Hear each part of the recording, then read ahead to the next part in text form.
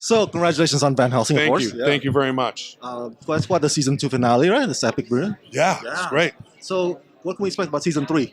Well, season 3, it's a different relationship. Like for the show, what I love is in season 3 you get to really see more of the character's background. You get to see more of the backstory, and it really the idea of that it pieces everything together. People will go, "Oh my God, that's what happened in season 1. That's why he's like that." And so every time a season goes on, I love that there's more discoveries that the fans have that they can revert to back to the other seasons. And so for my character in this season, I love the fact that we're introducing different type of relationships and backstory, and I'm really excited for the fans to see it. Last question: do you share some traits with your character, Julius? Or Definitely, yeah, I definitely do, especially Hugh and Julius for sure. I love where they're going with it, and they're putting in some of the goofy sense of humor that I have, and having fun with the character. So it's definitely a little bit of me in there. What are some of the fan reaction that, if they come up to you, maybe you read their comments, what are some of the best fan reaction that you've gotten about your character or the show?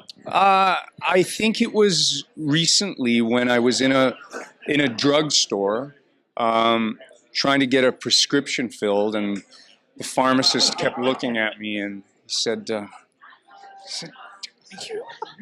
you in that vampire show? And I said, yeah. He said, oh, I watched 2 seasons this week. It was incredible. And I definitely got the best service that I've ever had at that drugstore that day. So I don't think you can ask for anything more. I know you can't spoil, details, but what can we expect in season 3 that you can probably tease us? Well, season 3, it just gets a lot more dark, a lot more painful, and a lot more real for my character, Phil. Up to this point, he's gone through a lot emotionally, and it just the ride just gets wilder and wilder. So I don't know what else to say. I'm hamstrung. Where is he? Neil LaBute. He'll write me out of the show again. Yeah, exactly. We don't want that. Yeah, no. Because I was really angry when I thought he did that the first time. I was like, come on, man. Do you know how hard it is to get a TV show?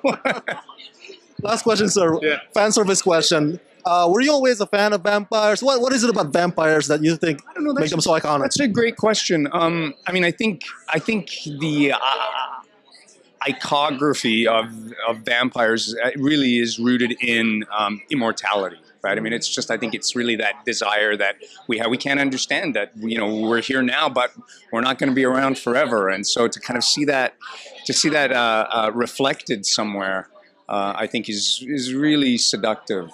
And as a kid, I was always fascinated. I grew up in Britain, and so I was fascinated by the Peter Cushing vampires and the Vincent Price vampires. So that's kind of like, so to be part of a show like this is incredible, because I realize like I'm kind of living out my 10-year-old fantasy. So Neil, congratulations on that. Yeah. What can we expect about season 3? What can you tease us? Season 3 is going to be kind of I think more of the same, but even bigger and bloodier and better. And we really have been trying to push ourselves to not pen ourselves in, to try new things, to go back in time, to kind of shift stories sideways, to bring in a lot of new characters. I think the audience likes that. It wants to stay fresh. We kill off a lot of characters, so we kind of need to bring in new characters. It's a vampire show, so you need vampires. Yeah. And so we constantly are looking for a good villain, or ways to make the villains change things, or to turn some of our regular people into vampires. It's always, you're constantly looking for a new way to tell the story. That's what I was going to ask, because you just mentioned it. Like, how are the vampires going to evolve, or what some of the new abilities that they can do this time around? Well, we run into a group of people. We just saw one at the end of last season called the Elders, and they're a much older group of vampires.